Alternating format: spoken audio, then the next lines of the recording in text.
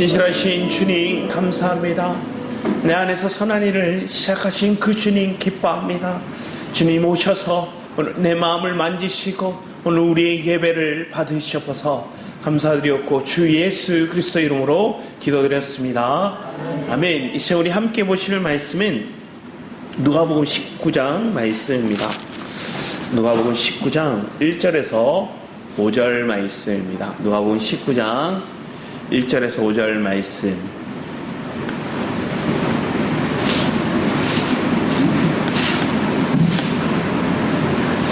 누가복음 19장 1절에서 5절 말씀 같이 한번 읽도록 하겠습니다. 제가 한 절 읽고 여러분 한 절 교독하면 읽겠습니다. 예수께서 여리고로 들어가 지나가시더라. 그가 예수께서 어떠한 사람인가 하여 보고자 하되 키가 작고 사람이 많아 할 수 없어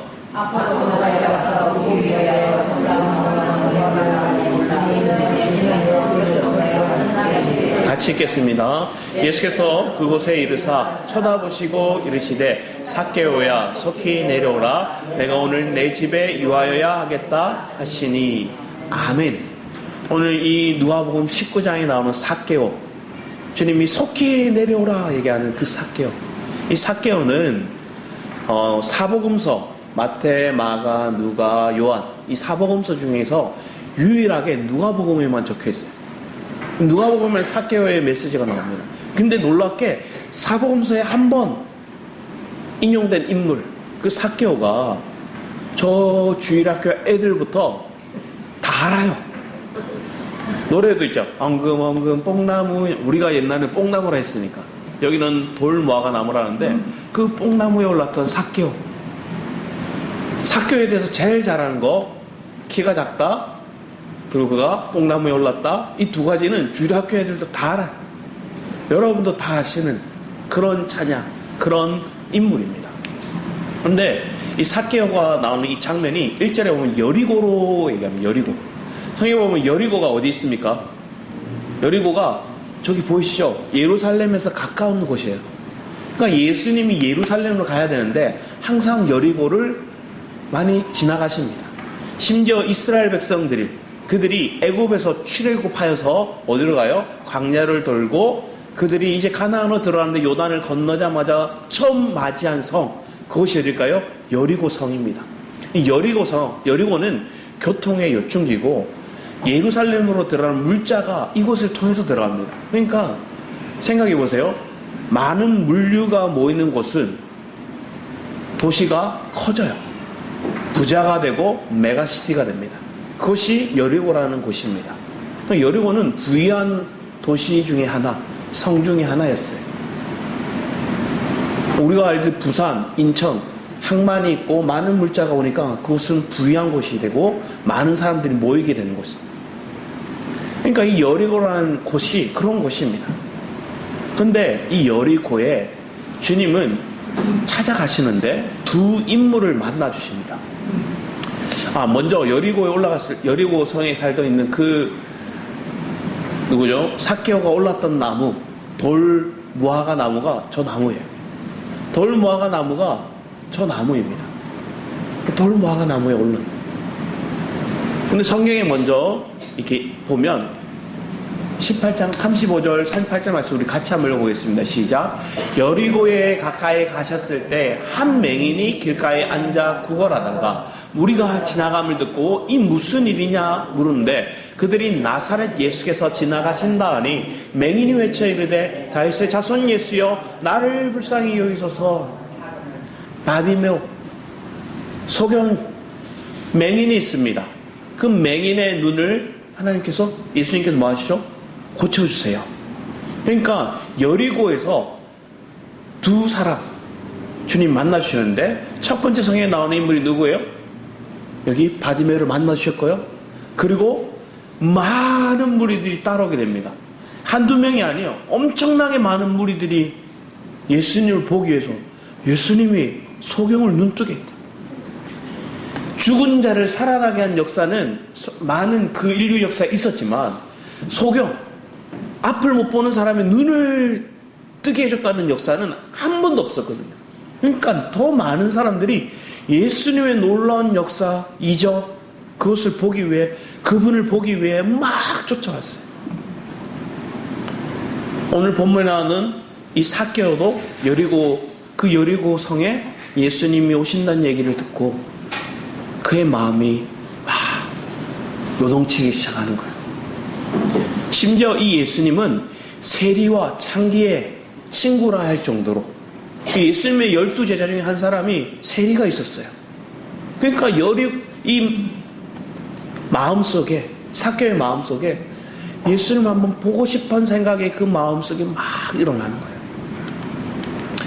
우리 2절 말씀에 오면 삭개오라 이름하는 자 적혀있죠. 삭개오. 여러분, 삭개오의 이름의 뜻이 무엇인지 아십니까? 깨끗한 자, 청결한 자, 정의 있는 사람이, 정의감 있는 사람. 그 부모가 내 자녀를 낳을 때는 정체성이 있어요. 이 아이가 어떻게 자라길 바라는 마음속에서 삭개오라는 이름을 탁 줬습니다. 그런데 삭개오가, 그의 이름이 삭개오, 정직한 자, 깨끗한 자인데 세리장이요 나옵니다. 여리고라는 큰 성읍에, 그것도 세리가 아니라 세리 중에서 장, 리더예요. 보스예요. 세리장이로 있는 거예요. 이름은 깨끗한 자인데 그 사람의 삶은 세리장이에요. 이 시대 때 로마에서 세금을 걷어가는데 로마에 직접적으로 걷어가는 세금이 있었고요. 간접적으로 걷어가는 세금인데 그걸 누굴 통해서 걷느냐? 이 세리를 통해서 걷어갑니다. 그런데 이 세리들이 뭐 할까요? 폭리를 취해요. 덤탱이를 쓰는 거. 왜? 이 자리에 있기 위해서 자기들도 뭐 했어요? 뇌물을 바치고 샤바샤바를 하고 그런다고 올라섰어요. 나름대로 올라섰으니까 또 뭐가 있어요? 사람들이 다 욕해요. 왜? 사람들이 볼 때 이 시대 때 창기, 7계명, 간음하는 자들이 창기죠. 8계명, 도둑질하는 자, 세리예요. 그러니까 10계명에 7계명과 8계명을 어기는 자들이 세리와 창기인 거예요. 그러니까 그들이 직접적으로 저들은 제약된 자, 잘못된 자인 거예요. 근데 여기에 더하여서 그 사람이 뭐예요? 키가 작고라고 적혀 있습니다. 이 히브리말 미크로, 아람어로 미크로 막 이렇게 얘기하거든요. 미크로가 우리나라 영어로는 마이크로 얘기합니다. 마이크로는 뭐예요? 작은 거예요. 엄청 작은 거예요. 마이크로칩 막 이런 거 듣잖아요. 이제 더 나아서 나노칩 막 얘기하지만 그 전에 마이크로는 엄청 작은 걸 얘기한 거예요. 그러니까 이 사람이 그냥 키가 작은 게 아니라 어떻게 보면 병적으로 장애가 있는 위치에 있는 자금을 얘기하는 게 이 키가 작고에 대한 미크로라는 단어를 쓴 거예요. 그러니까 삭개오는 장애를 가진 자예요. 자, 이 시대 때 유대인들에게 예루살렘 성전에는 장애가 있는 사람 못 들어가요. 여러분, 못 들어가실 분들이 너무 많은 것 같습니다. 이 시대는. 장애를 가지면 왜? 하나님께 저주를 받은 자라 생각하는 거예요. 그 부모의 죄든지 아니면 그 사람의 죄든지 그 사람이 하나님 앞에 범죄함을 통해서 저 장애를 가졌다, 저 병이 들었다 생각했기 때문에 성전에 못 들어가요. 예배하러 못 들어가요. 부모는 그 아이 이름을 삭개오, 깨끗한 자, 정결한 자를 세웠는데 그 아이가 어렸을 때는 몰랐을 거예요. 어렸을 때는 별 차이 없었을 거예요. 원래 다 작으니까. 근데 커갈수록 또래보다 자꾸 작아요. 성인이 되었음에도 작아요. 이 아이를 데리고 부모는 밖에 나갈 수 없어요. 왜? 이 아이를 데리고 나갔다가 뭐 할 수 있어요? 저 부모가 하나의 범죄한 자라 손가락질 받을 수 있어요. 그 부모의 마음속에 이 아이가 자기의 뭐로 느껴져요? 결점으로 느껴질 수 있는 게 삭개오예요. 그러니까 그 결점투성이로 자란 이 아이, 결핍투성으로 자란 이 아이의 마음속에는 뭐가 있을까요? 성공해야지. 남들보다 떵떵거리며 살아야지. 핸디캡을 가졌어요. 나 키 작고. 그리고 이름과 같이 살지 않는 삶을 살아가는 거예요. 이름을 자꾸 한마디로 나오면 저 이름은 박청결인 거예요. 박정직인 거예요. 근데 박청결, 박정직인데 도둑질하고 다녀요. 더러운 짓 하고 다녀요. 그러니까 이름하고 정반대의 삶을 살아가니까 사람들은 더 그를 뭐 할까요? 이슈화 시켜서 나쁜 사람 손깍지 하는 거예요. 그러니까 그는 더 어떻게 성공해야 됐어요. 어떻게 해서는 짓밟고 올라서야 되는 거예요. 그러니까 글에 보면 4절 말씀 여러분 한번 읽어주세요. 앞으로 달려가서 뭐한 거예요? 자기가 키가 작고 사람들이 너무 많으니까 예수님께 막 달려간 게 아니라 자기 딴에 자기 생각을 한 거예요. 자기 계획으로 쫙 잡으니까 저 사람들 뚫고 나는 예수님을 보기도 민망한 거예요. 왜? 뚫고 나간다 하더라도 딱 앞에 나와서 주님을 딱 보고 있으니까 사람들이 뭐예요? 저 세리장 삭개오 하냐고 손가락질 받을 거니까 그 부끄러움도 있고 그걸 뚫고 나갈 만한 자신감도 없고 그러니까 자기 안에 생각, 자기 안에 계략이 뭐예요? 저 돌감람나무 위에 내가 저 돌무화과 나무 위에 내가 올라가리라. 그래서 자기의 있는 최선의 방법으로 앞으로 달려가서 그 나무 위에 올랐어요. 그게 삭개오입니다. 한번 생각해 보세요. 이게 누구처럼 보이세요? 우리의 인생처럼 보이지 않습니까? 내가 주님 앞에 최선을 다하고 열심을 내고 내가 주님 앞에 뭔가를 하려고 했던 모습들, 내가 내 방법으로 뭔가를 내가 욕구를 채우기 위한 모습들, 내 결핍을 내가 해소하려고 하는 모습이 거기 있는 거예요. 앞으로 달려가서 그게 삭개오 인생이에요. 언제든 올라가려고 달려갔던 거예요. 뭔가 사람들에게 내세울 만한 풍요로운 삶을 위해서 달려갔고 앞질러갔고 앞서갔고 올라갔던 거예요. 근데 다 내 방법이에요. 왜 그랬어요? 내 결핍을 내가 해결하려고, 내 마음의 무거운 짐을 이렇게라도 해결하려고, 내 마음에 이 두렵고 떨리는 마음, 뭔가 막 요동치는 마음이 있는데 그 마음을 내가 해결해 보려고 앞으로 달려가서 보기 위해, 누굴 보기 위한 거예요? 예수님 보기 위해서. 저 세리의 친구라 얘기하는, 저 죄인들의 친구라 얘기하는 저 예수님을 보기 위해서 그가 앞으로 달려가서 내 열심으로, 내 수고로, 내 방법으로 살아가는 거예요. 여러분의 핸디캡을, 여러분의 결핍을 여러분은 그렇게 해결하려고 하지 않았냐? 내 안에 과거의 부모로부터 인정받지 못하고 내 부모로부터 사랑받지 못했던 그 마음을 내 나름대로 해결하기 위해요. 어떤 분들은 자수성 가려고 하고 어떤 분들은 내 가정을 꾸미려고 하고 내 부모같이 안 살아야지 하고 열심히 하는 거예요. 그런데 자녀는, 내 배우자는 내 마음대로 안 해줘요. 안 따라와줘요. 안 따라오니까 뭐 할까요? 윽박 지르는 거예요.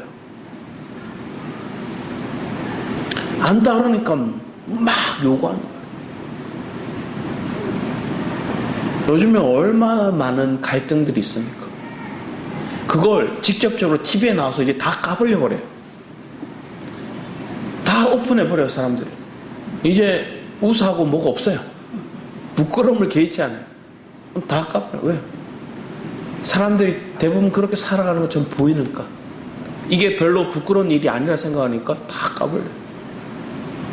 심지어 TV 프로 중에 어떤 프로도 있냐면 이혼한 가정이 나오는데, 이혼한 가정이 나와서 그 배우자, 이혼한 배우자가 다른 사람 만나는 걸 이렇게 보여주는 TV 프로도 있어요.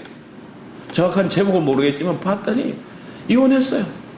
이혼하고 난 다음에 몇 년 시간이 지났어요. 안 보고 살다가 나중에 그 배우자가 다른 짝을 만나도록 그런 프로도 나와요.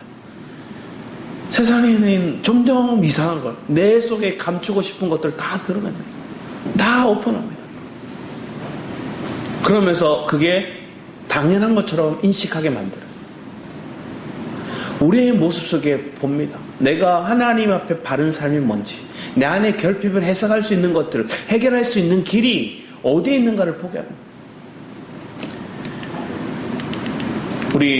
제가 한 영상을 봤는데 그 영상에 한 교수님이 나와서 이렇게 합니다. 이렇게 물잔을 이렇게 쭈르륵 부어요. 이 물잔은 얼마나 무거울까요? 얘기합니다. 8온스, 9온스, 사람들이 얘기합니다. 미국이니까 다른 방법이겠죠. 그래서 딱 들고 있어요. 그러면서 얼마나 무거울까요? 얘기를 한 다음에 나중에 이렇게 얘기를 해요. 인생의 스트레스도 이 걱정의 물잔과 같습니다. 이렇게 얘기를 한 거예요. 내 인생의 스트레스와 걱정도 이 물잔과 같습니다. 자, 이 물잔을 제가 이렇게 잠깐 들고 있을 때는 이걸 무겁다고 느낄까요? 무겁다고 안 느끼는 거예요. 근데 이 물잔을, 이 가볍게 느끼는 스트레스, 걱정들을 내가 뭐 하고 있는 거예요? 하루 종일 들고 있으면 어떻게 될까요? 잠깐 마시기 위해서 들고 그냥 빨리 탁 내려놔야 되는데 내가 뭐 하고 있어요? 이 인생의 스트레스와 걱정과 물자를 계속 들고 있는 거예요. 잠깐 생각은 아무런 문제가 없는데 이걸 계속 들고 있는 거예요. 하루 종일. 내 생각이, 내 번민이 계속 있는 거예요. 계속 이것만 생각하는 거예요. 계속 이것만 말하고 있는 거예요. 계속 이것만 내가 계속 생각 속에서 이것만 보고 있는 거예요. 그리고 이걸 들고 있는 거예요. 그럼 제가 어떻게 할까요? 저 30분도 이거 못 들고 있을 것 같아요. 잠깐 들고 잠깐 들었다가 놔버리면 되는데 마음의 자리를 이렇게 내려놔야 되는데 자꾸만 이걸 들려고 하는 거예요. 들고 사람들에게 보여주려고 하고 사람들에게 오픈하고 이걸 자꾸만 들고 있는 게 내 인생의 짐처럼 내 인생의 어떤 초라한 모습처럼 내 인생의 굴레처럼 내가 이런 삶을 살고 있다. 그래서 사람들이 인정해주고 위로해주고 이걸 바라는 거예요. 바라고 말하고 다니는 거예요. 근데 이걸 그 사람들에게 말하고 보여준다고 해결되느냐? 안 돼요. 이걸 내가 해야 돼요. 그래야 내 무게가 내려놔져요. 근데 여러분이 이 마음을 주님 앞에 내려놓아야 되는 거예요. 내가 떨쳐버려야지, 생각 안 해야지 하면 할수록 여러분 어떻게 해요? 생각 안 해야지 하는 게 생각하고 있는 거예요. 말 안 해야지 하면서도 내 입 밖으로 막 내뱉고 있는 거예요. 그러니까 많은 여자분들이 내 마음에 있는 힘든 것들을 이걸 잘 얘기해요. 남편들은 아프다 얘기할 때가 언제냐면 응급실 가기 직전에 아프다 얘기한대요. 남편들은 대부분 힘들어 아프다 얘기해요. 대부분은 그렇대요. 근데 여성들이 잘하는 건 아프다는 얘기를 잘 하시는 거예요. 오픈하는 거예요. 뭐 그게 좋은 면에 속할 수도 있어요. 그러니까 빨리 진료도 받고 하니까. 남편은 대부분 뭐예요? 완전 골물 때까지 아프다가 병원 가고 아내들은 빨리빨리 치료받고. 우리 누가복음 19장 6절 10절 오늘 말씀 뒤에 부분에 이렇게 얘기를 합니다. 같이 보면 급히 내려와 즐거워하며 영접하거늘 무사람이 보고 수군거리를 이르되 저가 죄인의 집에 유하러 들어갔도다 하더라. 삭개오가 서서 주께 여짜오되 주여 보시옵소서 내 소유의 절반을 가난한 자들에게 주겠사오며 만일 누구의 것을 속여 빼앗은 일이 있으면 내 갑절이나 갚겠나이다. 예수께서 이르시되 오늘 구원이 이 집에 이르렀으니 이 사람도 아브라함의 자손이미로다. 인자가 온 곳은 잃어버린 자를 찾아 구원하려 함이니라. 마음이 바뀌었어요. 주님이 내려오라 얘기했거든요. 주님이 그를 보러 오신 거예요. 보시고 삭개오야 이름을 먼저 불러요. 삭개오야. 그 많은 인중 중에 많은 사람들 중에서 나는 하나의 그냥 스쳐 지나가는 사람, 나를 모를 거라 생각했던 그 주님이 내게 다가오시는 거예요. 그리고 나를 바라보시는 거예요. 삭개오야. 이름을 불러주시는 거예요. 내 이름을 불러주시는 거예요. 깜짝 놀랐을 것 같아요. 내가 여기 있는 것도 주님이 어떻게 하셨고 그 주님이 내 이름을 또 어떻게 하셨고 더 나아가 주님이 6절 이하의 말씀에 보면 급히 내려와 즐거워하며 영접하거늘 무사람을 보고 수근수근거려. 사람들은 수근거립니다. 많은 그곳에 모인 사람들은 수근거리고 왜 예수님 저분이 왜 삭개오 저 세리와 매국노와 같은 저 사람과 대화를 하지? 왜 주님이 그 사람 집에 거한다고 유한다고 얘기하시지? 사람들은 수근거립니다. 근데 유일하게 삭개오만 기뻐서 환히 차 있는 거예요. 다른 바리새인들, 바린 유대인들은 속으로 불편했을 거예요. 거부감이 있었을 거예요. 그런데 삭개오만은 너무 뛸 듯이 기쁜 거예요. 그러니까 주님의 말씀이 즉시 그의 삶 가운데 임하게 되니까 그가 내려오는 거예요. 이게 어떤 마음일까요? 이게 그 이름의 모습인 거예요. 깨끗한 자, 순결한 자. 우리 누가복음 말씀에 오면 어디냐? 우리 17절 말씀, 18장 17절 말씀에 오면 한 앞장입니다. 18장 17절 말씀 보면 내가 진실로 진실로 너에게 이르노니 누구든지 하나님의 나라를 어린아이와 같이 받아들이지 않는 자는 결단코 거기 들어가지 못하리라. 삭개오는 어린아이와 같이 순결하고 순수함으로 주님을 그대로 받아들여서 내려오라 너희 집에 유하겠다 하니까 뛸 듯이 깊어서 바로 내려와요. 바로 액션을 취해요. 그게 뭐 하는 거예요? 순수한 사람이에요. 뭔가 오염된 사람은 색안경 끼고 자기 계산이 들어가고 막 그런 거예요. 주님 오늘 어린아이와 같이 삭개오를 부르신 거예요. 어린아이와 같이 삭개오는 당장에 내려서 그 주님과 함께 가는 거예요. 그런데 18절 이하 말씀, 18장 18절 이하의 말씀 오면 부자 관리가 나와요. 이 삭개오와는 전혀 다른 부자예요. 삭개오는 누군가를 속이고 누군가의 도둑질해서 부자가 된 사람. 그런데 이 사람은 좀 나름대로 인지도도 있고 율법을 지키고 사람들에게 덕망이 있는 그런 부자. 그래서 그 사람이 묻는 거예요. 어떤 관리가 물어 이르되 선한 선생님이여 내가 무엇을 하여야 영생을 얻으리까? 예수께서 이르시되 내가 어찌하여 나를 선하다 일컫느냐? 하나님 한 분 외에는 선한 이가 없느니라. 내가 계명을 안 하니 간음하지 말라, 살음하지 말라, 도둑질하지 말라. 이거에 걸린 사람들이 누구예요? 세리와 창기들이요. 그 중에 한 사람이 삭개오. 하나님은 뒤에 도둑질하지 말라, 거짓 증언하지 말라, 내 부모를 공경하라 하였느니라. 여짜오되 이것은 내가 어려서부터 다 지키었나이다. 이 부자가 뭐라는 거야? 아, 이 율법은 내가 다 10계명, 이 율법은 내가 지켰습니다. 그것도 내가 어릴 때부터 지켰습니다. 얘기했어요. 그랬더니 예수께서 이 말을 들으시고 이르되 내가 아직도 한 가지 부족한 것이 있으니 내게 있는 것을 다 팔아 가난한 자들에게 나눠주라. 그리하면 하늘에서 내게 보화가 있으리라. 그리로 와서 나를 따르라 하시니 그 사람이 큰 부자이므로 이 말을 듣고 심히 근심하니라. 근심했다는 건 뭐예요? 싫은데 못 지키겠는데 이거예요. 즉시 순종이 안 나요. 그리고 그 뒤에 그는 예수님이 이렇게 해요. 낙타가 바늘기로 들어가는 것보다 부자가 하나님 나라에 들어가는 것이 쉬우니라. 낙타가 바늘기로 어떻게 들어갑니까? 있을 수 없는 일이죠. 근데 부자가 하늘나라 가는 게 더 쉽대요. 그런데 오늘 그 부자 중에 한 사람 나사로가 상반되는 입장에서 딱 나오는 거예요. 그가 나오면서 뭐 하는 거예요? 주님을 만나고 주님을 보니까 그분을 직접 메시아라는 거예요. 그가 그리스도예요. 그가 메시아라는 걸 그가 보게 되는 거예요. 그 마음의 기쁨이 너무 크니까 뭐 하는 거예요? 내가 혹여 누군가를 빼앗았다면 4배나 받겠습니다. 그리고 내 재산의 절반을 다 팔아서 가난한 사람들에게 나눠주겠습니다.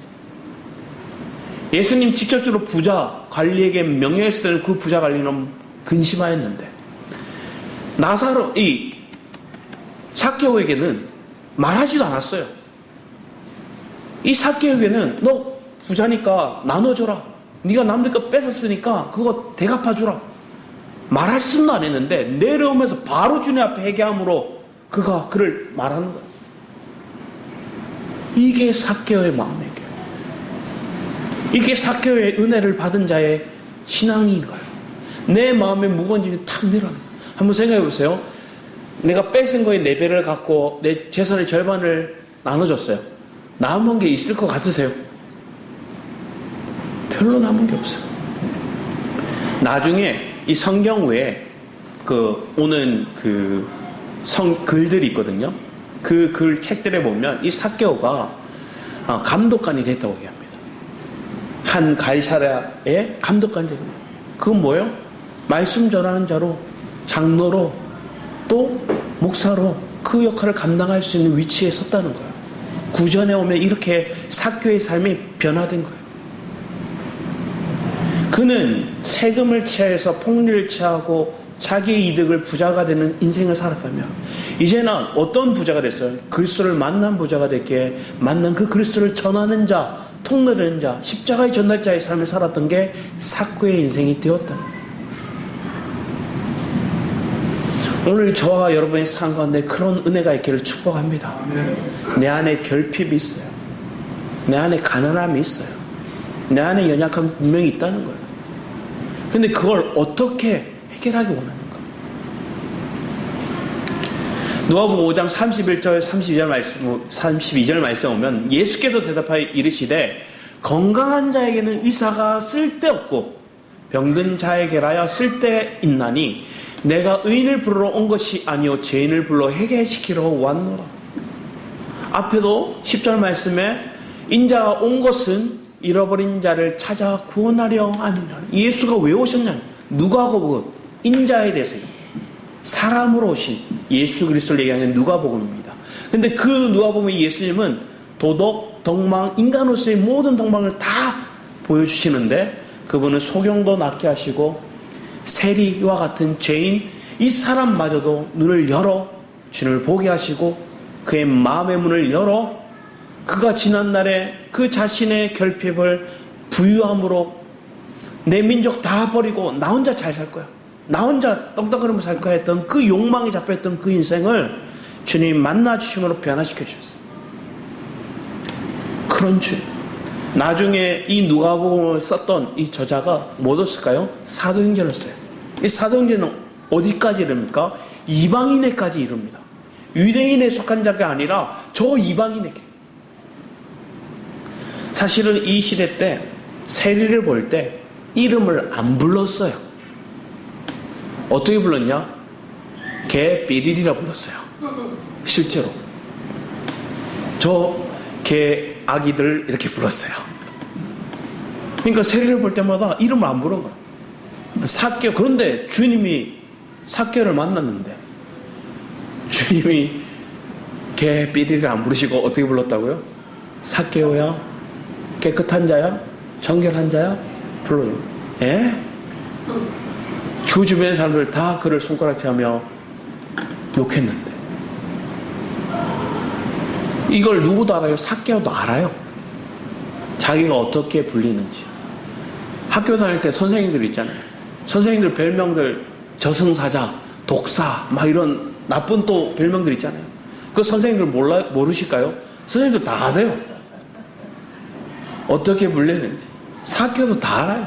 자기가 어떻게 불리는지. 그러함에도 자기는 뭐 하는 거예요? 자기 정체성은 돈 버는 거. 그래? 너희들이 나 그렇게 불렀어? 그럼 나는 더 폭리를 취할 거야. 더 세금을 거둘 거야. 더 어떻게 해서든 너희들 곡간을 털어낼 거야. 그랬던 게 삭개오예요.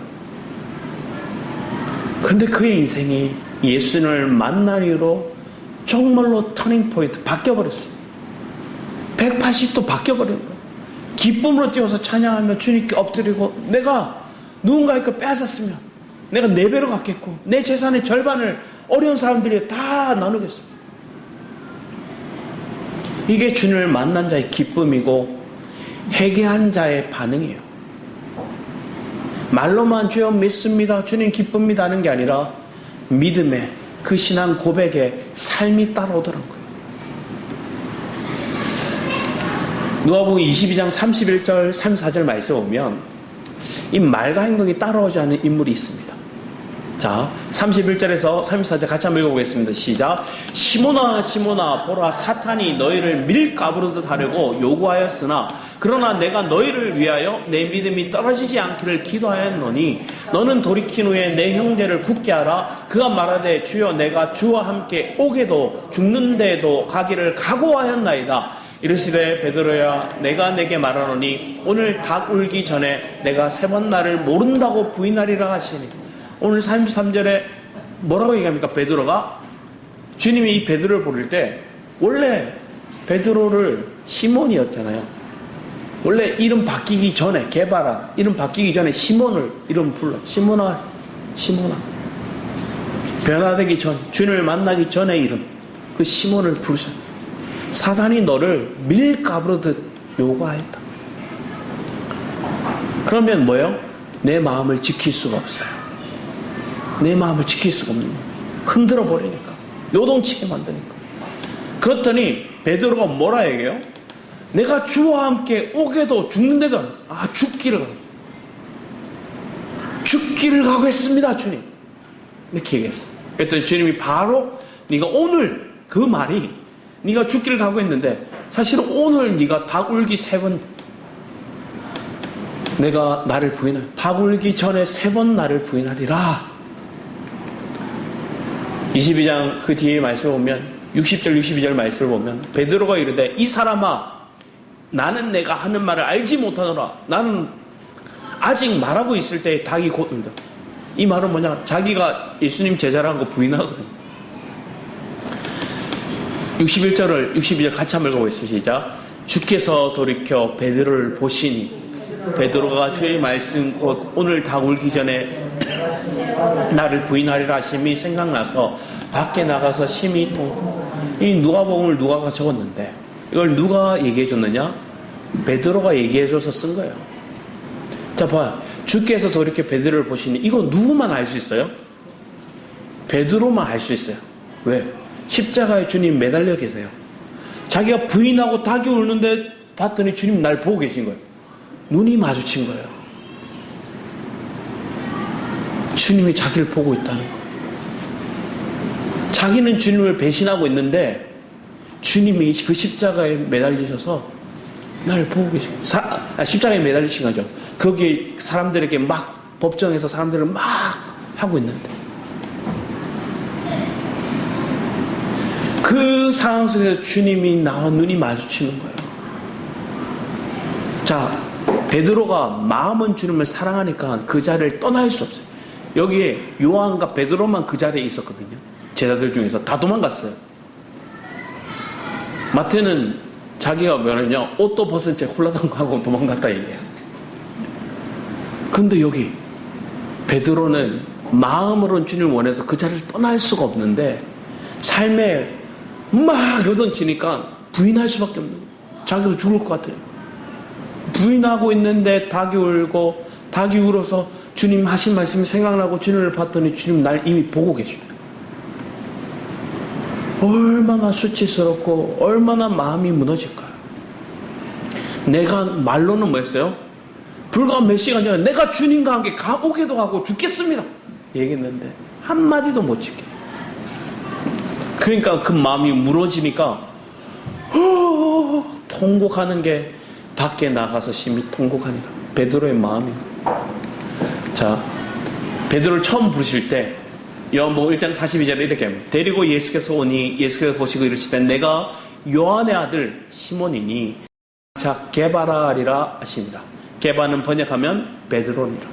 게바는 아람어로 게바라 얘기하는 거고 헬라어로 베드로라 얘기합니다. 그래서 베드로 게바 똑같은 시죠. 이 반석이죠. 반석이라는 이름의 뜻을 가지고 있습니다. 시몬이라는 이름도 나쁜 뜻은 아닙니다. 들으심, 하나님 응답하심 이런 뜻이거든요. 그런데 그 주님이 그의 이름을 시몬이 아닌 게바라, 네가 이제 반석이 될 거다 이렇게 말씀해 주시는 거예요. 마태복음 16장 13, 16절 말씀 우리 같이 한번 읽어봤으면 합니다. 같이 읽겠습니다. 시작. 예수께서 빌립보 가이사랴 지방에 이르러 제자들에게 물어 이르시되 사람들이 인자를 누구라 하느냐? 이르되 더러는 세례 요한, 더러는 엘리야, 어떤 이는 예레미야 나 선지자 중에 하나라 하나이다. 이르시되 너희는 나를 누구라 하느냐? 시몬 베드로가 대답하여 이르되 주는 그리스도시요 살아계신 하나님의 아들이시니. 왜 게바인지 여기 나오죠. 왜 그가 게바일 수밖에 없을까요? 왜 반석일 수밖에 없을까요?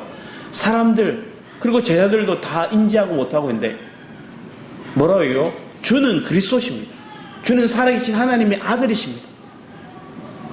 명확하게 그분이 누구인지를 고백하고 있는 거예요. 그랬더니 뒤에 말씀에 이렇게 따릅니다. 예수께서 대답하여 이르시되 바요나 시몬아 내가 복이 있도다 이를 내게 알게 하니는 혈육이 아니요 하늘에 계신 내 아버지이시니라.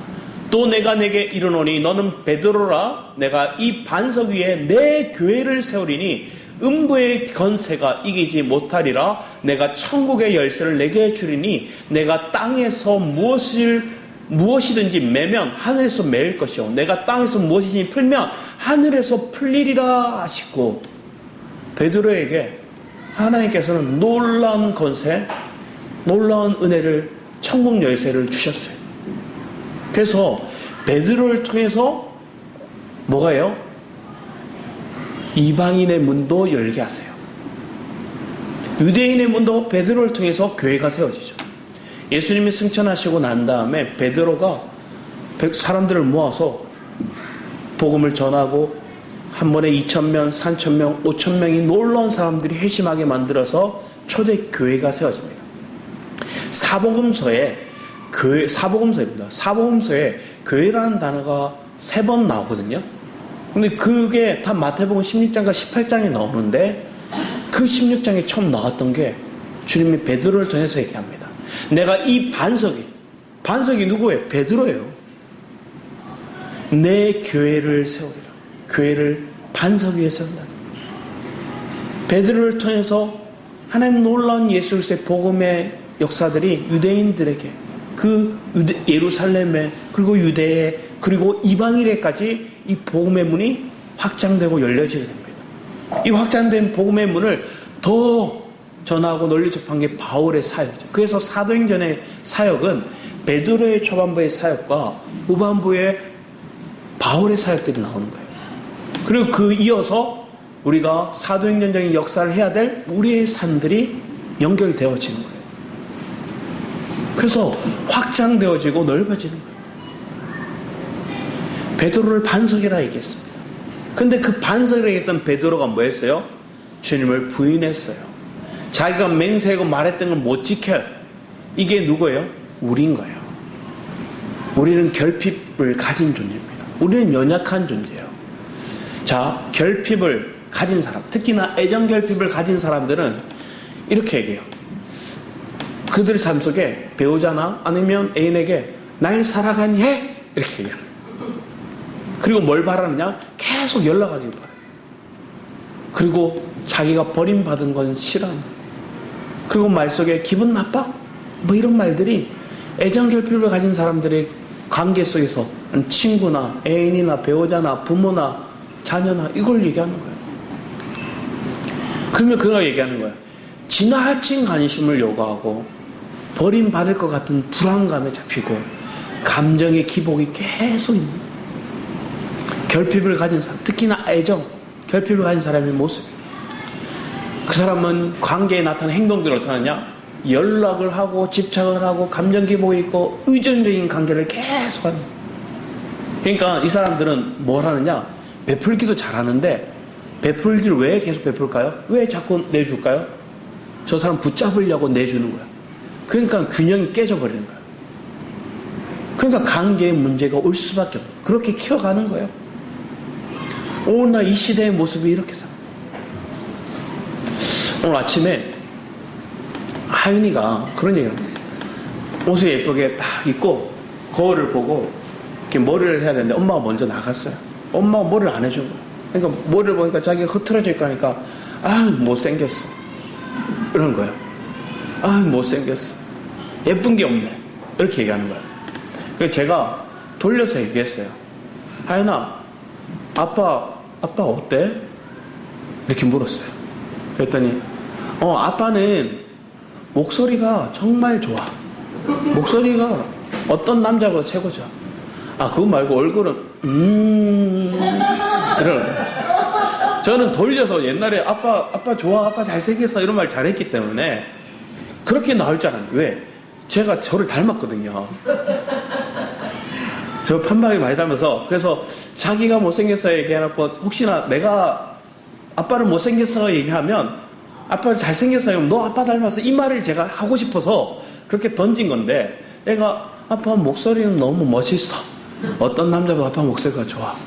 이렇게 얘기하고 제가 그때 얘가 왜 이렇게 얘기하지? 아빠 얼굴은 이렇게 할 때 내가 원하는 바가 아닌데 그리고 하영이한테 아빠 어때? 하니까 아빠 잘생겼어. 하영이가 얘기하더라고요.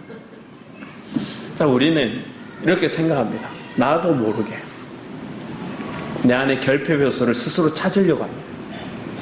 그리고 그것을 누군가 탓을 하고 원망하기 원하고 그거에 따른 다른 것들을 내가 채우려고 합니다. 물질이 될 수도 있고요. 인정이 될 수도 있고요. 아니면 명예, 아니면 학벌, 아니면 재능, 아니면 사람들이 말해주는 그런 칭찬의 소리, 이런 것들이 자꾸만 우리에게 있는 거예요. 여러분, 그때마다 주님 앞에 우리의 마음을 다 올려드릴 수 있는 자들이 되었으면 합니다. 내가 의존을 하는데 그 의존의 대상이 눈에 보이는 육신의 대상, 사람이 아니라 하나님이 되어야 돼요. 전적으로 하나님을 의지하는 그런 삶이 우리의 삶에 있어야 돼요.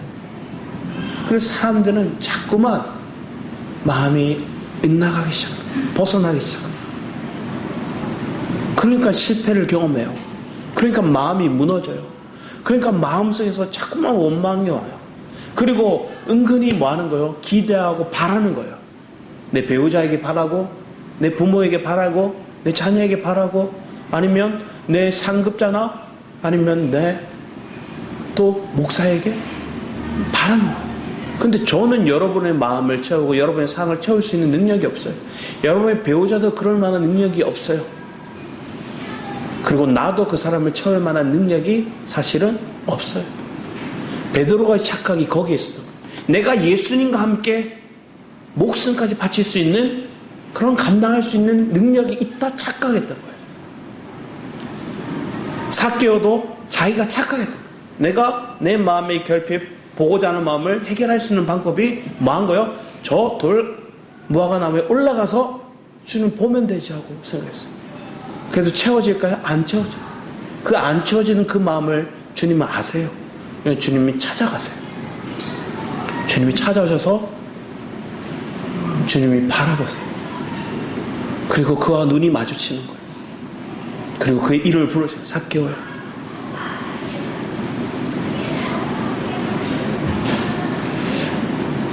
예수님이 그 많은 군중들에게 휩싸여서 조롱받고 심판받고 판결을 받으려고 거기 섰을 때 멀리서 바라보던 베드로가 부인하고 있다가 닭이 울리는 소리를 듣고 주님이 내게 했던 그 말이 생각나. 주님을 보는데 주님이 나를 보고 주님도 베드로 이렇게 불러주셔야 할 것 같아요.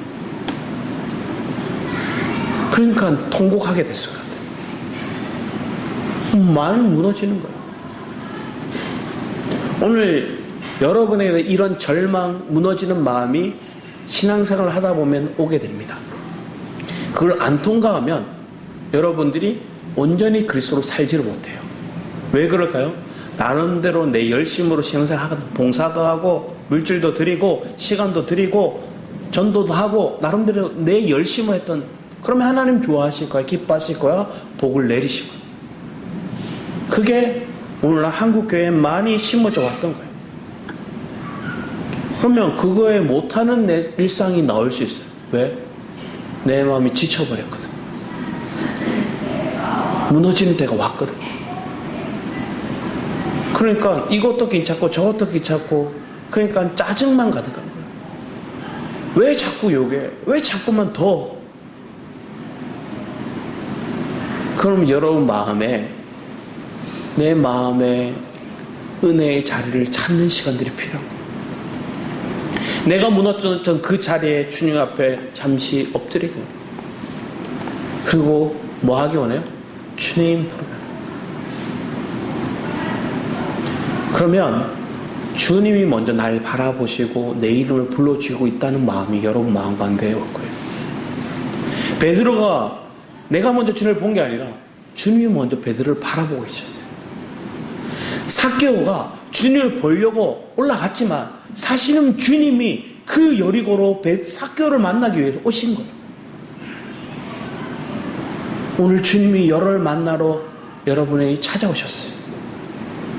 그 찾아오신 그 주님을 우리가 눈 맞추고 또 그 주님의 음성에 귀 기울이고 그 주님이 나를 사랑하는 따뜻한 말로 내 이름을 불러주시는 그런 은혜를 경험하기를 축복합니다.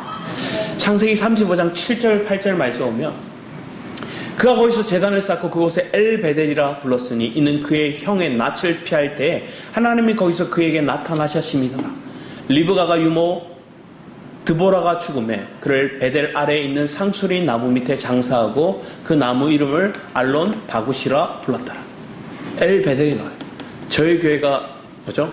엘베델입니다. 주님이 이름을 거저주 지어주신 거예요.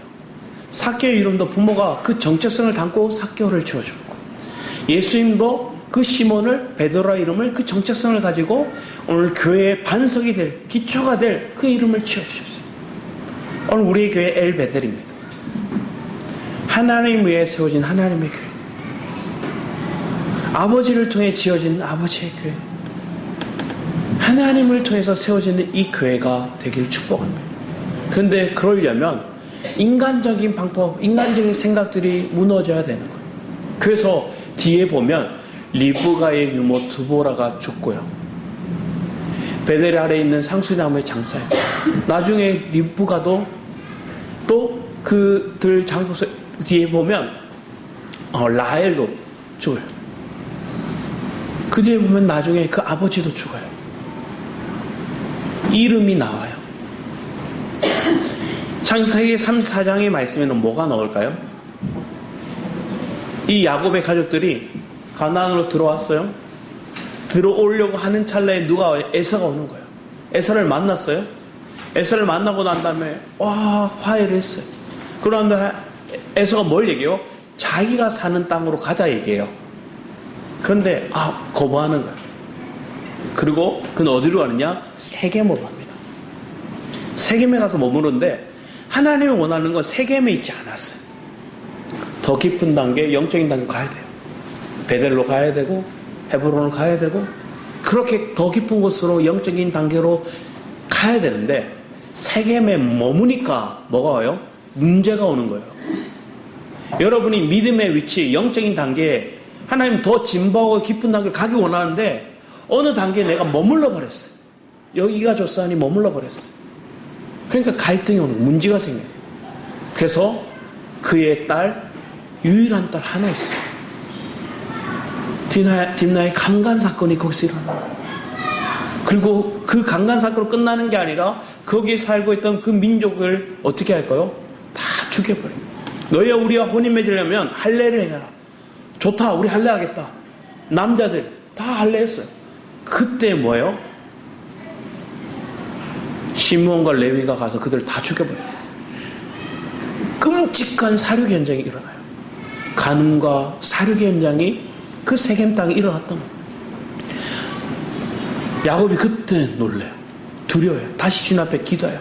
그리고 그들이 뭐 하는 거예요? 그들이 장신구들을 상수리 나무 밑에 묶고 다시 주님 앞에 예배하고 제단을 쌓고, 그래서 주님이 제단을 쌓게 한 거예요.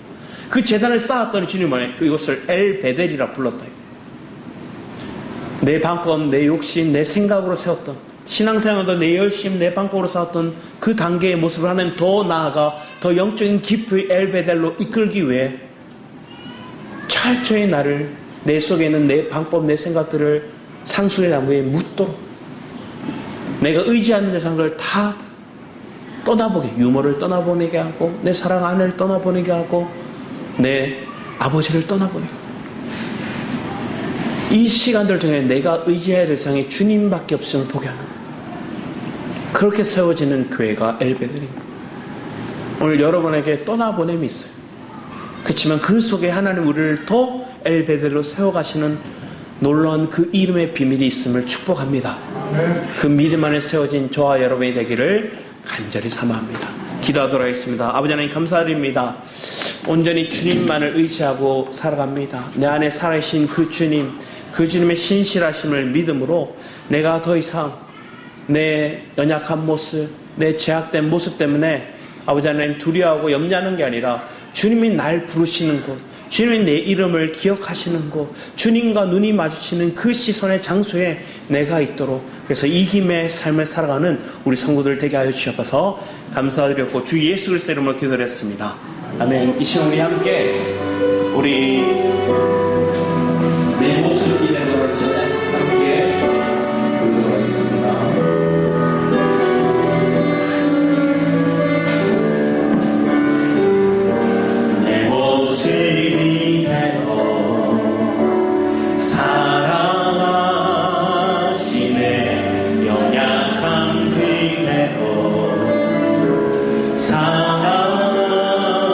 사랑하시네 나의